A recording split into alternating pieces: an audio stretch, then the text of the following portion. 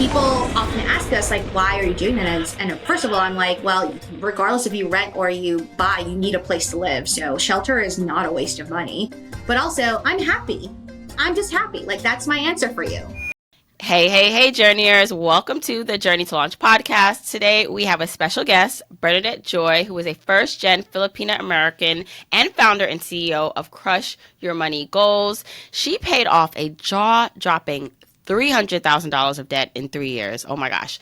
And invested her first $1 million in her 30s. I'm so excited to have you on the podcast, Bernadette. Welcome. Thank you so much for having me. I am so excited to finally have a conversation with you. Yeah. So what's cool about having a podcast for all these years and then just being online is that, you see people like you kind of know each other. It's like the personal finance streets or the social media streets. You see each other Yeah. in passing and you support each other. And, I appreciate your work online, but I don't think we've ever had a conversation. And so when I was like, you know what, looking for some more guests, let me reach out to Bernadette and get to know her a bit better because I do recognize that you really come from a truthful and raw place. That's what it seems like with your content. And I love that. And so I'm excited to learn more about your journey. So let's kind of go back a little bit. I always like to ask people about kind of the beginning journey. So you are a, child of an immigrant, like what was that like growing up and how did that shape your money identity and get you where you are now in terms of getting into personal finance? Yeah. So, like you said earlier, first generation Filipino-American, grew up in New York City. My mom was my father's second marriage. He had 7 kids in his first marriage and then 2 kids. Yeah, right. 2 kids in his second marriage, me and my younger brother. So there's 9 of us that my father bore, I guess. And honestly, all of the memories I have about money were not great. And I don't think it was like anything that my parents did wrong. I think they were just living that immigrant kind of story, right? Like we have to make it. We moved from a country that didn't have a lot of economic mobility. My father was the oldest of his 9 siblings, and I only learned after my father passed away, and this is like such an interesting thing, is that I always grew up thinking that money was super scarce. And my father, his next oldest brother, there's only 2 of them of the 9 that moved to the US from the Philippines. He shared the story that my father was the first one to go to college in the Philippines, and then he paid for his college education, and then my uncle paid for the next person, and each sibling paid for each sibling to go to college until all 9 went to college, and they grew up on a farm in the middle of nowhere, Philippines, right? Wow. But at me growing up as a kid in New York, like my parents didn't ever want to talk about money, and they always made it seem like, oh, we have money, but then also we don't have money. And so it was very confusing. And what was really interesting about that was that my father was actually an accountant. My mom was a bookkeeper. My brother ended up growing up to be an accountant. And I said I wanted nothing to do with accounting or finance or anything like that. And then I found myself in this career. But just because, and I figured that out, my father was actually great at money and business. Like he actually worked himself up to a CFO one day for a company. But personally, he was not great at finances at all. And we'll maybe talk more about it. But when he passed away, like a ton of debt, like a ton of stuff that was left kind of like not in a great state. And so I really realized that education is definitely a big piece of solving this money puzzle, but there's so much more than education that's involved in it. Yeah, and it's always fascinating how we can compartmentalize skill sets that would translate, you would think it would translate easy for maybe professionally and what you can do for a company or someone else versus for your own personal finance. So growing up in New York, which borough did you grow I up grew up in? in Queens. Queens. Okay. So growing up in Queens, I mean, having so many siblings or just like a big family, and it sounds like, being together or at least education, like most immigrants, was probably a big part of what was pushed to you. How then did that then help you make decisions about going to school? So was it that you were going to go to school to be what and you went to college to do that? Did you know that or did you figure that out as you Yeah, went? so very stereotypically Asian was like, you have to get good grades and you have to be the best. And so I was salutatorian for my middle school, and then I went to a public high school in New York called Townsend Harris, which like you have to apply for, and it's for a bunch of nerd kids. And went to that school, and it was funny because the school is very competitive. Like you put a bunch of nerd kids together in a smaller school. It was about 1,000 kids total, which is small for a New York City public high school. And people were very competitive. And I remember somehow one day someone got a hold of like the rankings for the grades, like who was in the top 10%, basically the top 25 kids in the school. And I was like ranked, I don't know, like number 18 or 19 or something like that in the school. And so many people came up to me and they were like, we thought you were dumb, or we thought you weren't that smart, or I don't know what. They're just like so surprised to see me on that list because I was also in like, I played varsity volleyball. I was captain of the handball team. Like I was like kind of very like socially active and stuff too. And I didn't let off that I like studied and stuff. And so once college stuff came around, like I realized the competitiveness that young adults can have, because the thought was like only so many kids from this school, like you don't usually get like one or two kids that go to Harvard or one or two kids that go to but everybody wanted to go because it was a nerd school, right? And so I remember I applied for like 14 schools, like way more schools than I needed to apply for, because my father like had this mindset. He's like, well, what if you don't get into anything? And in hindsight, that was just kind of like crazy, because just like I was gonna get in somewhere. I didn't need to apply for like 14 schools. So imagine me like writing all these essays like for like every single school. And I ended up getting into some really great schools, but when it came time, and most of my schools were based either in New York or in Boston. Like I either wanted to go to like NYU or Cornell, or I wanted to go to like Tufts was actually like my top choice. And my parents took me on a tour to all of the Boston schools. And then after the tour, I was like, oh my gosh, I really want to go to Boston College or Tufts. And they were like, well, we can't afford that. You're not going there. You're going to go where you get the most money. And so I ended up going to Boston University, where I had a scholarship to go to. And I was so resentful. Like, I was so mad. Like, I remember telling my parents, like, why did you even let me, like, go tour the schools if you knew that we couldn't afford it? And it was such a weird place because my father, like, made a decent amount of money, like, as a CFO, like, on paper. So we didn't qualify for any financial aid. But, like, if you actually looked at our assets, he didn't have any assets. Like, there was no money, right? And so, yeah, like... So then and then my father was just like very animate about not taking out any debt for my student loan. So for school. So my only option was to go to a school where I got like some money. And then we got into an argument. This is the first time I've actually talked about this on any media thing. So this is interesting you asked this question, but it's relevant. Is I said, well, fine. If I don't get to go to school I want to, then I just want to go to CUNY. Like I got a full ride to CUNY honors, which like at the time was like pretty prestigious. Like you get paid to go to school. And my parents were like, no, because that's not good enough of a name brand. Like it was fascinating. Like we're like, we want to send you to like a decent brand name school like Boston University, but we don't want you to like get this like what would be the most financially advantageous thing. And so that's when I realized just like what is happening here? Like this immigrant mentality of like, oh, we must succeed also is so much rooted in like we want other people to see us succeed too. And that's where I really started getting challenged with the idea of just like all financial decisions are not just math. It's like very societally sculpted. Yes. So what did you end up doing? So I ended up going to Boston University.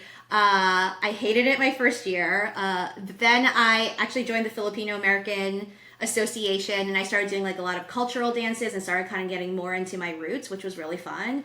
And then I ended up wanting to, so I initially applied to be pre-med and then realized like I can't stand the sight of blood. Like there's no way that I could be a doctor.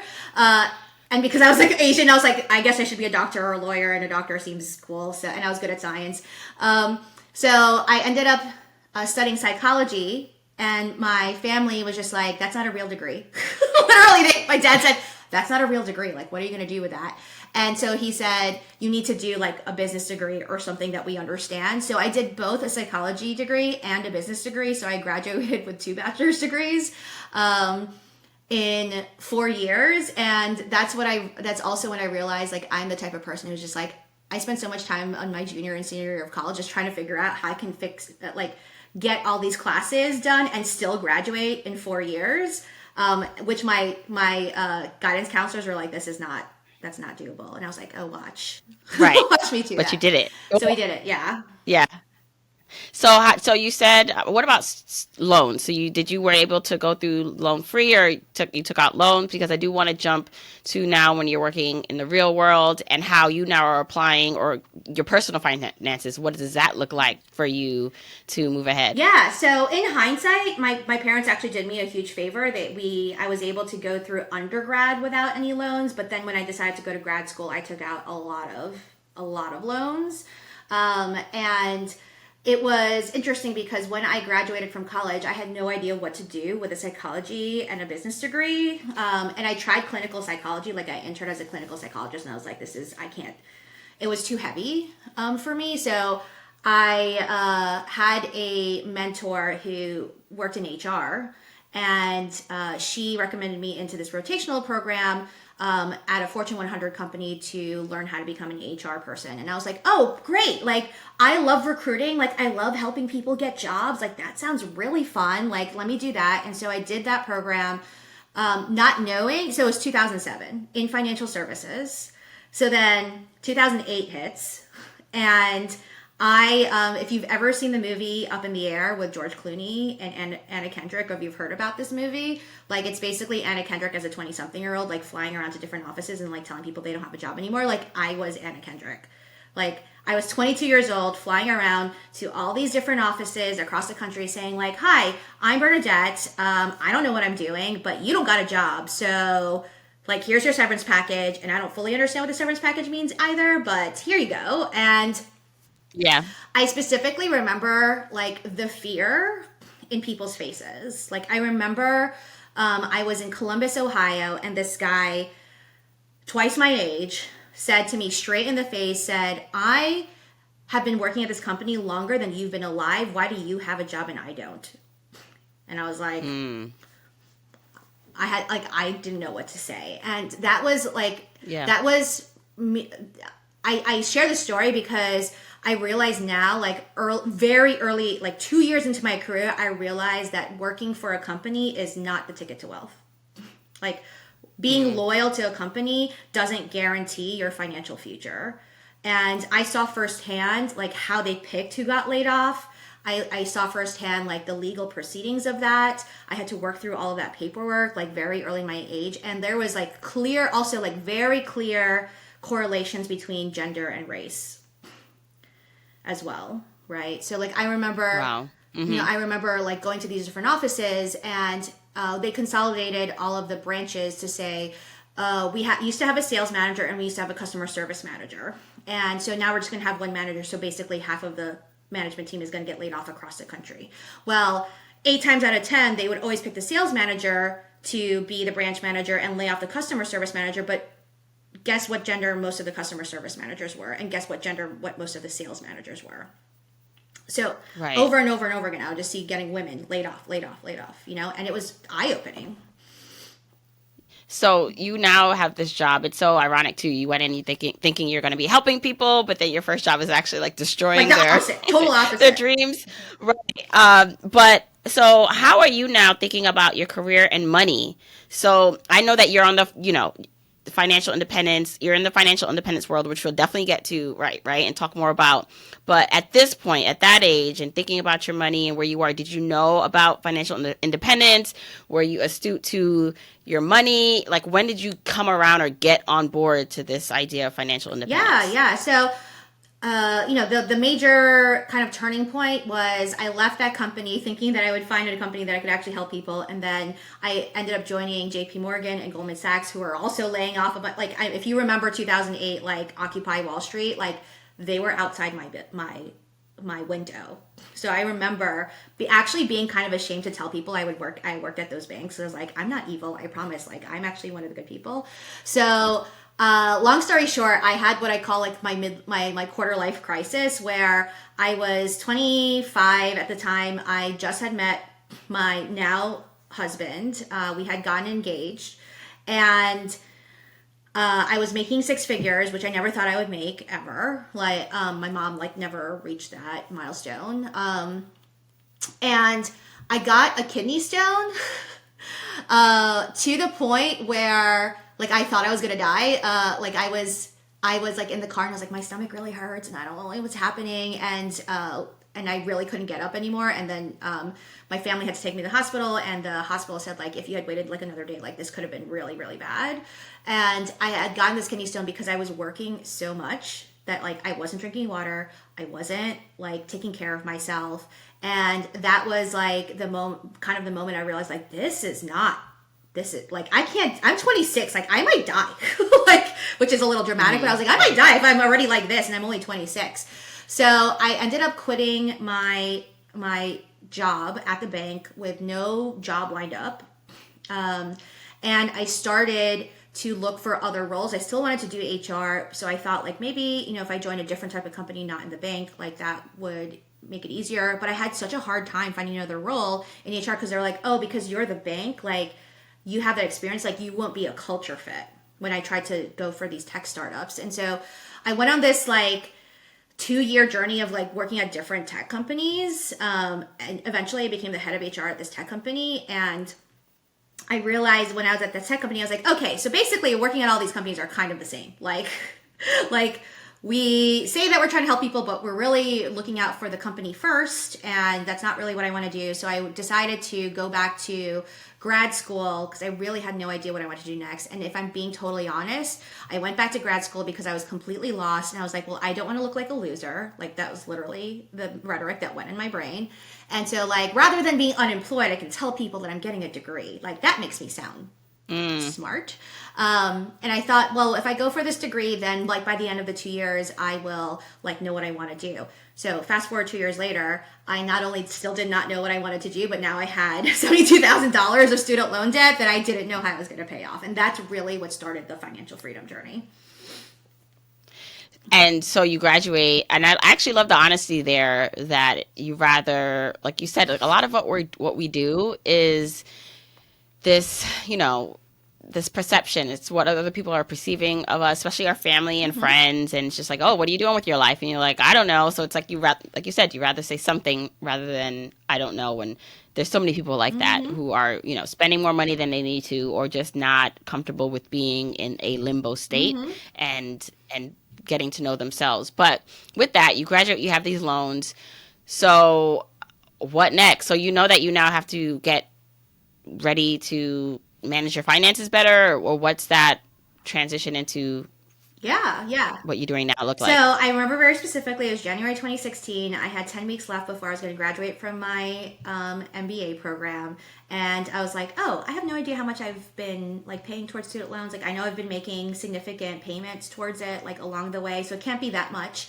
And so when I opened it up and I saw it was $72,000 and it was accruing interest daily, I was just like, hold on, I did what? What did I sign up for? And also I did not get the result that I wanted, as in like, I still don't know what I want to do. And I just had a complete meltdown.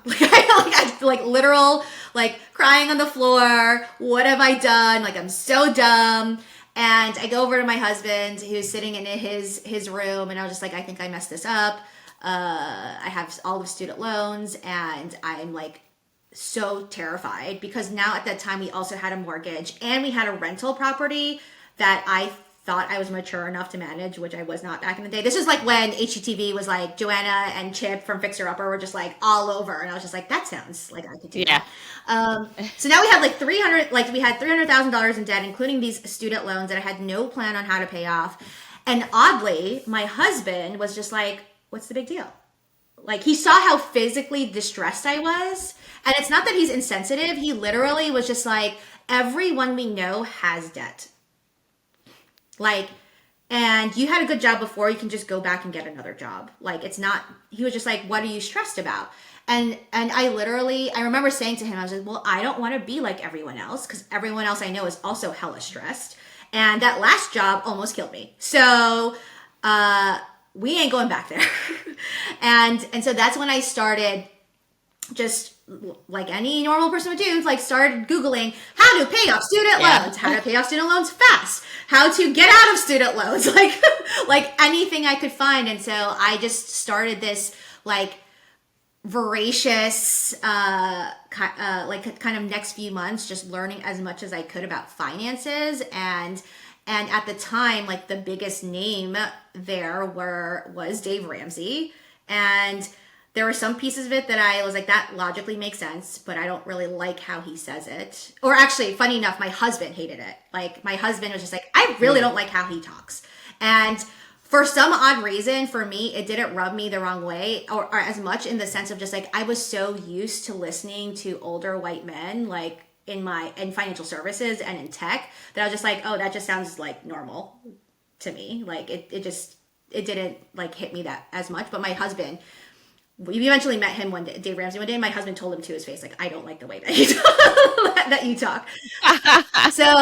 So what really got me interested in financial education specifically was like, who can I learn from, who like I actually resonate with, who is actually saying things that also take into account like my really, bad boundaries of mental health, about being first generation, like all this other stuff. And so I found all of these other women, like including you, that I was like, okay, there are people out here who are doing this in ways that feel resonant to me, but also feel very impactful. And then I felt like that was really even another turning point where I was just like, okay, like there's more to this than just this debt piece. Like, what does financial freedom look like? And what does financial freedom look like for someone like me? And that really started turning the corner in 2019. Right. So what did you do to start turning that corner? What were the strategies that you started to implement to help you pay off that debt? In the bio I just read, you $300,000 in a short amount of time. So what did you do, and what did that debt consist of? Yeah. So the debt was the $72,000 of student loans, the 2 mortgages, and then kind of like the everyday bills that you would see, like credit cards and car loans and and car debt and stuff like that. So I mean, the short version of it is a lot of what you'd hear from other folks who've kind of gone on this like aggressive debt journey. Like, AJ and I just sold as much stuff as we could. We side hustled a lot, and we got really, really rigorous about budgeting. But I think the most specific thing that probably turned the corner in terms of like aggressively paying off that debt, like we paid off that $72,000 in a year after I graduated, which was it was not even my plan. But I had this like bubbling up inside of just like, the sooner I get this done, then the sooner it can be over with, and I can just like move on with my life.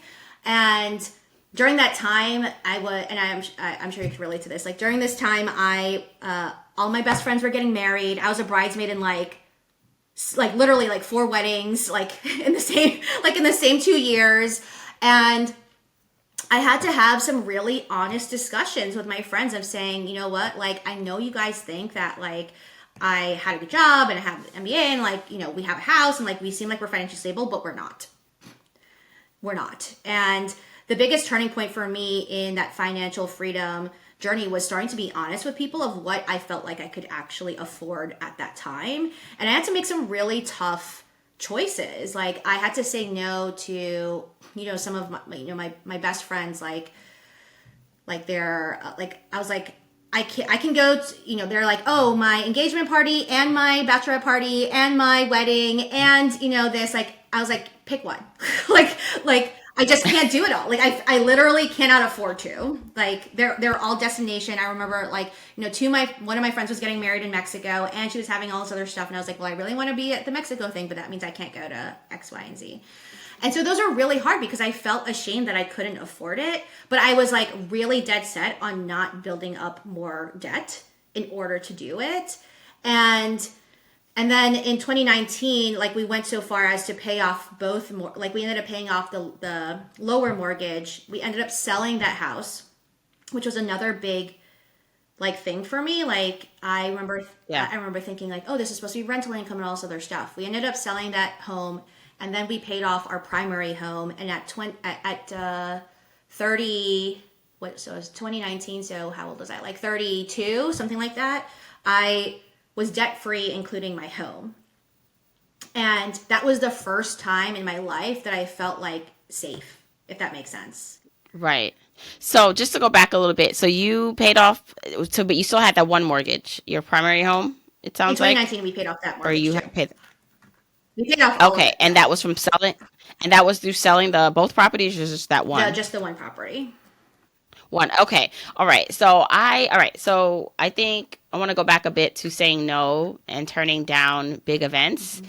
like, because I know that's a big sticking point for some people where even though they're uncomfortable with their financial situation, like even now, I know there are people listening right now who like they are behind, they are really in debt, but there are these life events happening that they want to be a part of. And for them, like saying no to that is almost just like there's no way they can say no to that.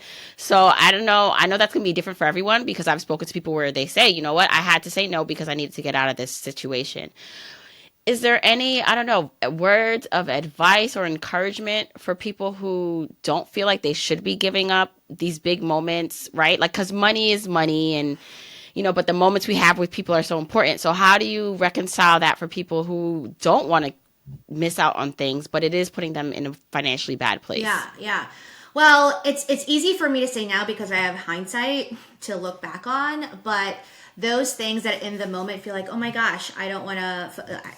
I have this FOMO, right? Like this fear of missing out on it. And yes, some of those things were like big things, but the trade off that I have now has been so much greater, but I didn't really envision it at the time. Like I was saying no at the time because I was just so stressed out that like I was like, even if I go, I don't know that I'm going to be like that fun when I'm there. But I'll give you a prime example. Like one of my close girlfriends, right, who I had to have this conversation with. And here's the thing, she was very understanding. Like both of them were like, I get it.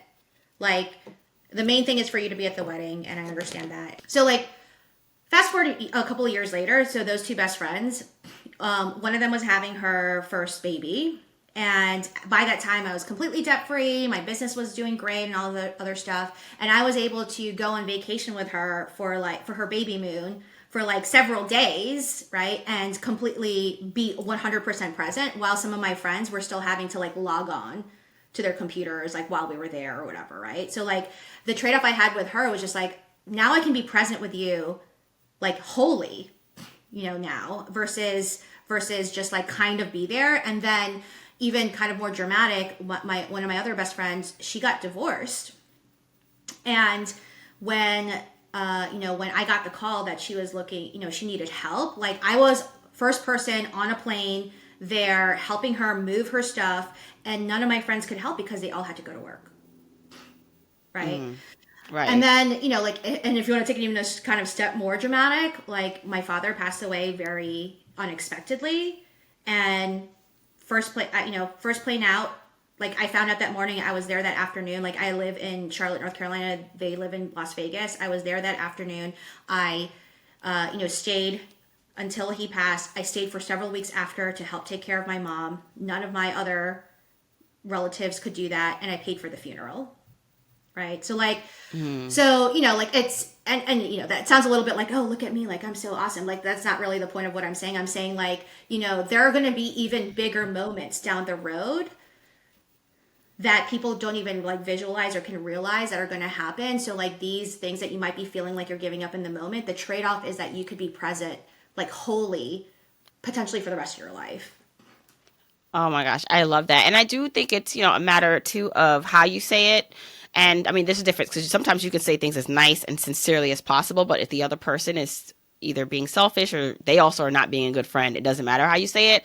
But I do think it's a difference in, hey, I can't go because it's not in my Right. budget versus, listen, I really want to be there for you, but this is what's going on with me, So I love that you shared and that perspective of, yes, it's this event, life event, but there's so many more other life events in the near future or future that you're going to be able to experience with that person or in general because you're making this sacrifice now. Mm-hmm. Now, let's talk a bit about you paying off debt. You find out some platforms or some people that you more resonate with.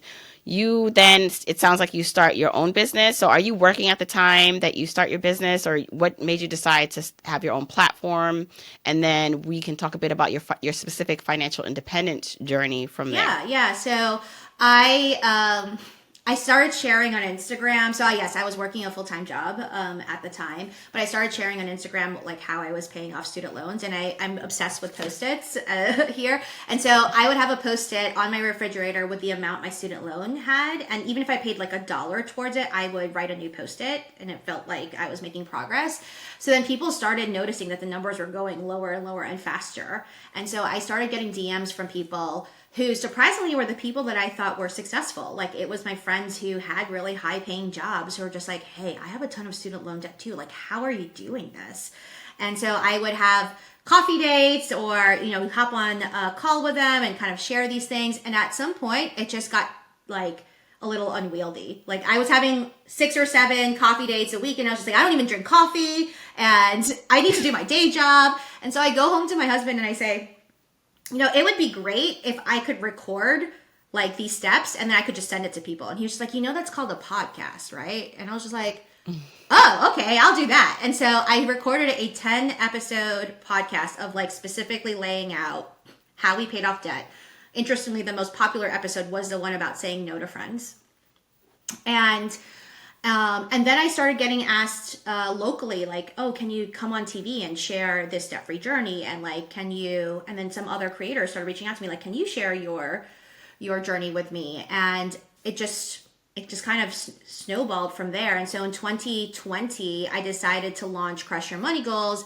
The intent was to be predicated on mass speaking engagements, like workshops and speaking, keynote speaking and all that stuff. That was January 2020, and then March 2020 happened. I was like, oh, well, that's not going to work. So I pivoted into starting like my first online community. And at the time, I was charging like $29 or something, not expensive, and just listening and learning and teaching what I could to all these women who were genuinely terrified about what might happen. Like I remember people saying like, now my husband just got, like his job might be on the line, or now we have to ask for forbearance on our mortgages, like all sorts of things, like what's going to happen to our student loans. And so it was the best time, but also the worst time at the same time to start a financial education company. And from there, it grew into what is now Crush Your Money Goals. And what point did it become full-time for you? Well, I jumped the gun, and it was full-time for me on January 2020, and then there was no backup plan. But the reason I was able to do that was because I had paid off my house. So right. So that was like my so you were able to take more risk. Yeah, so I had no debt. At that time. Yeah, and so this is why I always tell people like to embark upon the journey of financial independence, even if you don't reach your end target number as soon as you want, but you've started, whether that's investing in your retirement accounts or taxable accounts, paying off debt, is that you're able to take advantage of opportunities and realize freedom a lot sooner, even with. And you can't even imagine how much sooner, because you're in a safer place and you can take more risk because you don't have as much debt payments or things tying you down. You can be a little bit more flexible. So where are you now on your journey to financial independence? It sounds like since you have no debt, no mortgage, you are able to, and you do have a partner, right? So I know for me, like having a partner is very helpful in terms 100%. of, he still works traditionally so we don't have to pay for insurance, out of pocket. And there's just certain things where his income doesn't cover everything, but at least it covers like a baseline of something. So for you, where are you on that financial independence journey? And what does that feel like? Yeah. So, as you mentioned, we're debt-free. We ended up selling all of our real estate, and people are very shocked that my husband and I decided to go back to renting, which has been like a whole journey of explaining to people why we're doing that. So like, and even for me, I was just like, wait, I'm going to sell my paid off home and go back to renting, because why? Well, let's talk about it. Let's talk about that. What you made that decision, and then the renting. Let's do that. Well, the paid off home that we had, you can Google Bernadette Joy paid off home and you'll see what it looked like. It was like a 2,200 square foot ranch home. And my husband and I, we love to travel. We hate doing chores. We don't have any kids, nor do we plan on having kids. And so we were like, one day we said, why do we have like 4 bedrooms for 2 people and we don't want to do any of this stuff?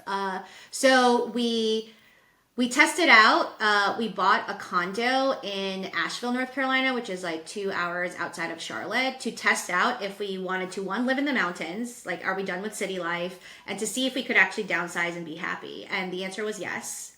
We could be happy with less square footage. And then we came back to Charlotte, and the real estate market is what it is right now. Like everything was so overvalued. Charlotte has consistently been in the top 5 cities of overvalued real estate. And for the prices here, I was just like, I might as well move back to New York City at this point. It doesn't make sense.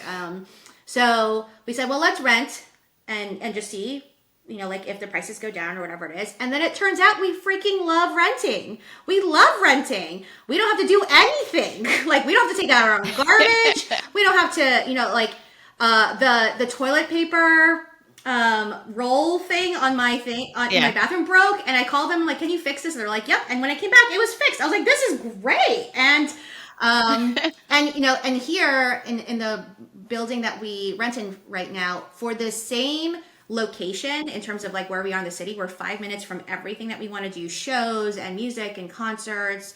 Like I went to a K-pop concert, which very rarely comes to Charlotte, and I was able to walk home, which is like that never happens. If I go to LA or Atlanta or New York, I have to like take 3 trains to get to MetLife or whatever, right? So so we're like, oh my gosh, this is great. What were we doing? And so we've been renting ever since. But what's been really interesting, I wrote an article about this in CNBC recently, is that people often ask us like, well, you're wasting money. You're what, like, why are you doing that? And first of all, I'm like, well, regardless if you rent or you buy, you need a place to live. So shelter is not a waste of money. But also, I'm happy. Like, I'm just happy. Like, that's my answer for you. I enjoy it. I love it. I have a pool. I have a rooftop bar. Like, I have free coffee downstairs. Like, I'm good. Like, we're fine. Right. And because you sold, and so I'm assuming there was like a lump sum of money from selling the properties. How did you manage that? And it helps towards your financial independence goal and number. Yes. So is that something where, and this is more just like logistically, did you put that money in like your taxable account, and you're like, are you living off of income now that you and your husband are earning, or are you living off part of the money that you've invested? Great question. What does that Great look question. like? Yeah. So we've taken all of that money that we have invested, and also from the sale of our real estate, and we've reinvested it across a lot of different things. So right now we have a lot of things. We have money saved up, set aside for what that next home might be, whenever that is. So we have, the high yield savings, that anyone can do. We have a lot of CDs right now that are earning like over 5%. Then we have treasury bills that are owning over 5%. And then we do have both of our 401ks, because my company, I fund my own 401k and I match myself, and I do the profit sharing on that. And then we both fund our IRAs in full. And then we also have like a small portion that's maybe 5% is in like real estate investment trusts that we have. So we have like money kind of spread out all over the place, but it's all of it is earning something. And so I actually did the calculation recently of just all of the kind of dividends and interest that we're earning, and it's enough to pay for our rent right now. But a lot of it is going into retirement accounts, so we're not pulling it. But it's nice because the thought in my brain is just like, okay, the more money that's growing within those retirement accounts, the less I have to contribute like later over time, because it's contributing into itself. And then I have a decent amount, like I would say like $150,000 right now, that is sitting waiting to be invested into my own business and into the businesses of the clients that I coach right now. So I just started a business accelerator program where I have 7 companies who are all actually former students of mine from Crush Your Money Goals, who have become debt free, who have started investing all this stuff, but they all have businesses that I would personally put my own money into if they would get their shit together. So so we're spending a year to like get them proper bookkeeping and helping them understand operations and fixing their lead funnels and all of this other stuff. And the idea is by the end of the 12 months, either they will be confident to invest more of their own money into their businesses, or I would actually invest my money into theirs. Right. Is that also then you becoming a percent owner of their company? It depends. Like they're all very different. So I have, for example, I have a luxury interior designer. I have a company that does HDPE plastic welding. I have a company that does EV charging stations, and so like they would all have different structures. Right. Well, I love that because it's also like, almost your own business accelerator slash investing into different companies and giving back to also, your community. Sounds like amazing. Yeah. Well, I'll say this, right? And this is what I teach in Crush Your Money Goals, which I think is important. It's just like I'm all for traditional investing, right? Like I have a lot of my money in traditional investments, but when you really boil it down, like the money is essentially going back to the patriarchy, right? Like it's still, majority of those companies are still, like owned by a certain type of person. And I was just like, my money will be there, but I'm at a point in my both my professional and personal life where I want to see more women and communities of color owning not just small businesses but scalable larger businesses that could one day be on the stock market, right? So it's very scary for me. And when you're asking like where I am in my financial independence journey right now, like I am still very much battling this idea of, can I be that person? Can I be an angel investor now? Can I be someone that can take that kind of risk? Financially, I could, but my mentality hasn't quite caught up yet. Yeah. Well, how is it translating to how much you work? So outside of you wanting to, give back and do well and kind of invest in other women and communities of color, but for you, like, does that impact the way you want to work? So you can just use your money or take your money and continue to invest or and pull back and work less and live a financially independent life, whatever that looks like. But what do you envision that to be? Yeah. So here's, where I'm going to be really honest. I'm having a really hard time with it. I'm having a really, really hard time unplugging this idea of, wow, I actually don't have to work. And what's really interesting is that before it was easy to say no to work because it was stuff I didn't want to do. Like, I don't want to go work at the bank anymore. I don't want to like lay people off anymore, like all the other stuff. I actually did a talk at FinCon, which I know you've spoken at also, where Yeah. I think you were the key. I think you were one of the stage speakers a year before me, and then I was a stage speaker. And Yeah. and in that talk, which was so funny, like the thing that people gravitated towards in my talk was the fact that I showed them my calendar and I worked 20 hours a week, and everyone was just like, how are you doing that? And I was really proud of it. But then what was funny was that stage talk at FinCon actually led to a lot of new opportunities that I started getting requests to be a contributor on Forbes and a contributor for CNBC. And I got a proposal to become an author, like all of this other stuff that I just was not expecting. And so it all just kind of like snowballed. And now I'm at this point where it sounds like a little bit of a humble brag, but it's like all this work that's coming in is stuff that I want to do.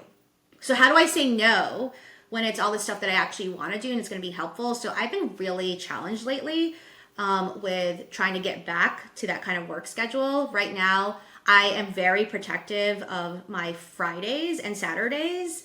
But still, some Sundays I work because I coach on Sundays. And Thursdays are usually my day off. But then Thursdays has been a great day to do things like podcast interviews and media type of stuff. So I looked at my calendar recently and I was just like, okay, it's gone awry again. Like you're working a lot more than you want to. Yeah. So it's been Yeah. hard. And I will say, for what I think has been interesting, that there's been this shift for folks who have been in like this fire mentality, like numbers wise, like I like intellectually understand that I could take a break, but I'm not there yet. Like I'm like, I don't want to say no to things that I feel like are going to be helpful to people.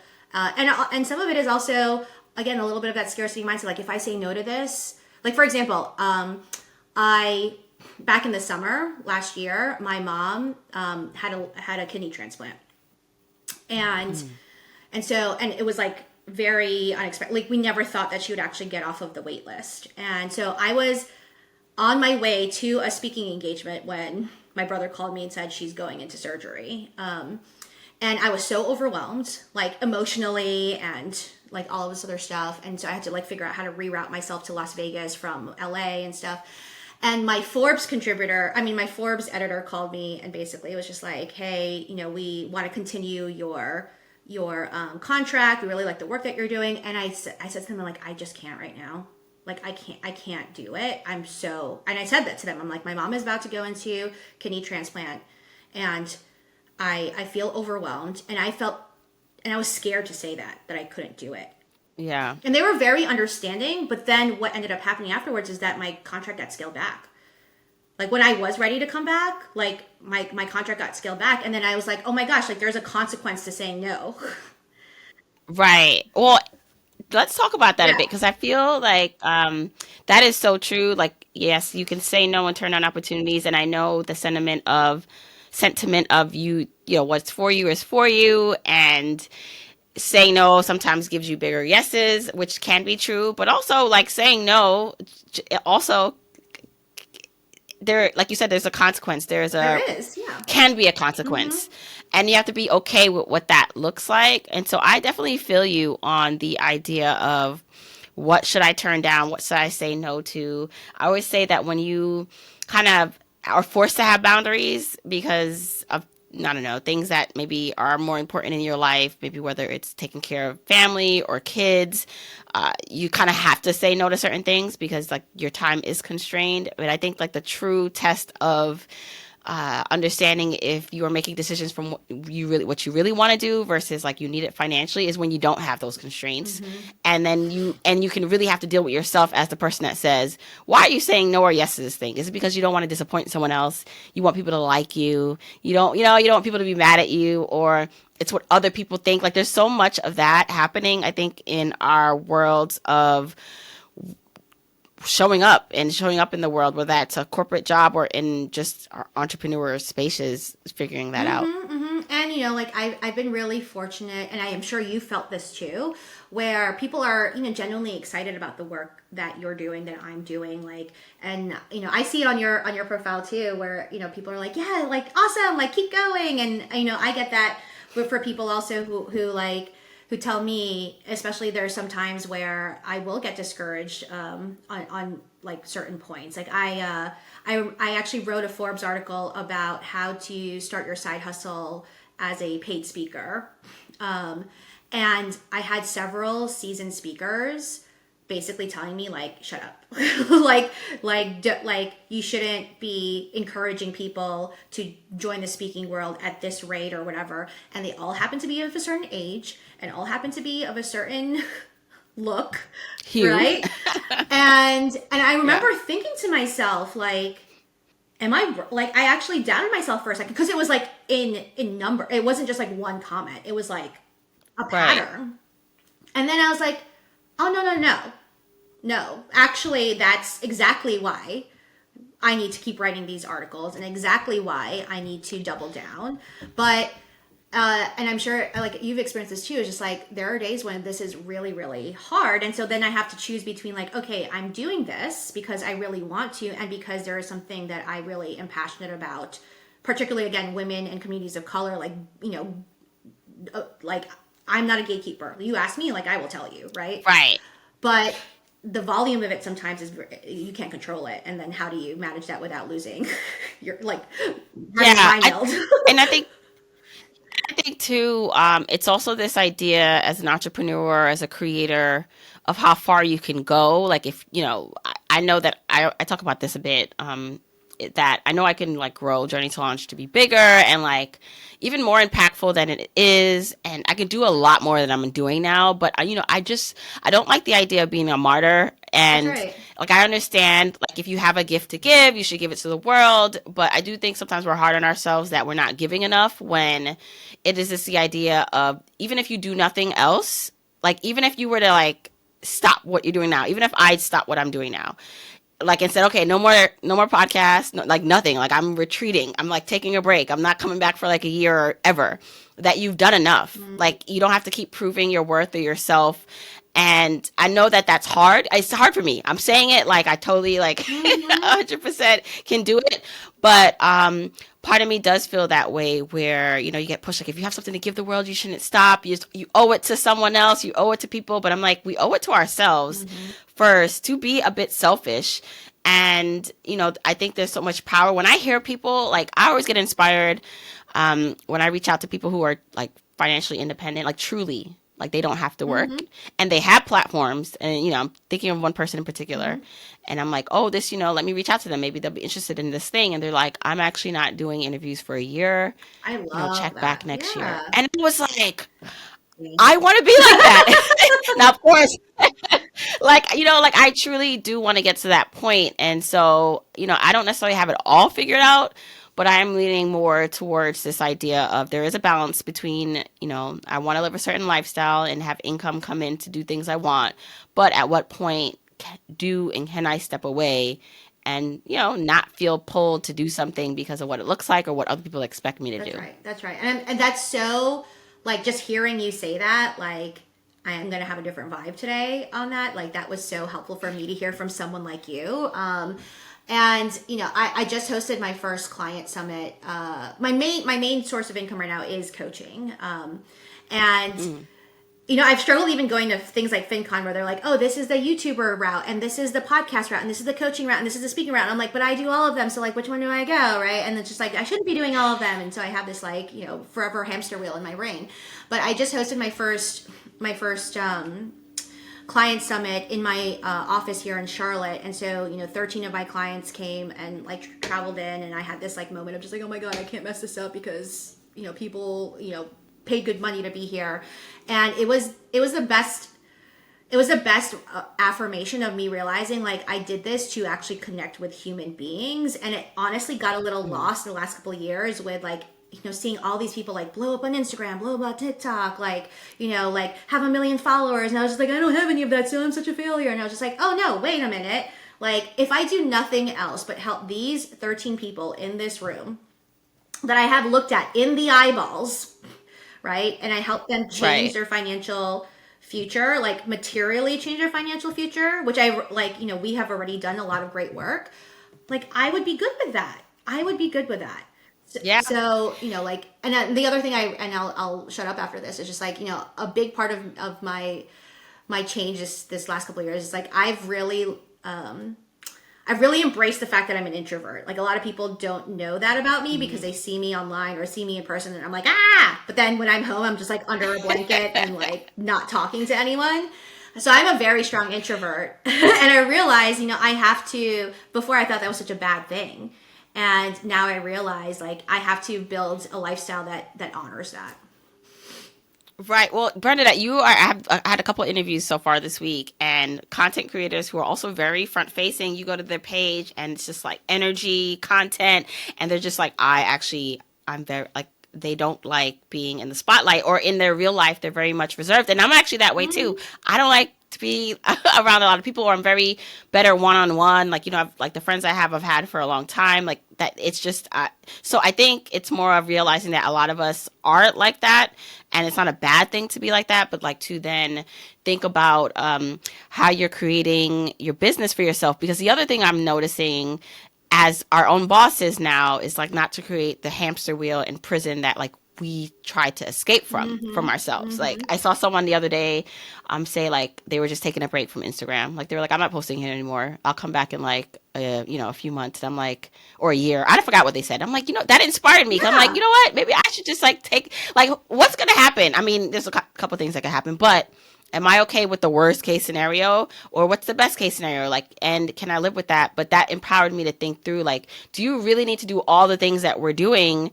Do we need to do it that way? Who says it needs to be done that way? Yeah, I follow. I've been following Vanessa Loud. Have you seen her at all? She took, like, a whole year off basically this last. She's a YouTuber. She's like a creator, influencer type of person, and she, like, basically, she says it in her videos, like, she basically had a meltdown, like shut down her business for a year, like, paid out severance to people. Like, she made $8.6 million or something in her business, and then she realized that she got on this hamster wheel, and she didn't like who she was anymore, all this other stuff. So she left for a year and came back. She just started posting again. And so I was watching a video that she said yesterday that just, like, let people miss you, like, let people miss you. Like, that actually might do more for you if you're not around all the freaking time, like, in people's faces all the time. And I was just like, What a novel concept. Yeah, I actually like that. I let people miss Yeah. you. Okay, Bernadette, my gosh, this was such a great, real conversation. Please tell everyone where they can find out more about your work and follow you. Sure. So I'm on social media, but maybe not as much anymore after this interview. All right. At Bernadette Joy. But if you want to learn more about how we can work together, or even if we never work together, I have a free guide. It's my no cost roadmap. It's called my Cha-Ching checklist. I give you 30 different resources that I think will be helpful in your financial freedom. Actually, your book is one of those resources in that Yay. checklist. And so it's at crushingmoneygoals.com/free guide. Love that. And I will link all that in the episode show notes. Thank you so much, Bernadette, for this wonderful Thank you conversation. so much for having me.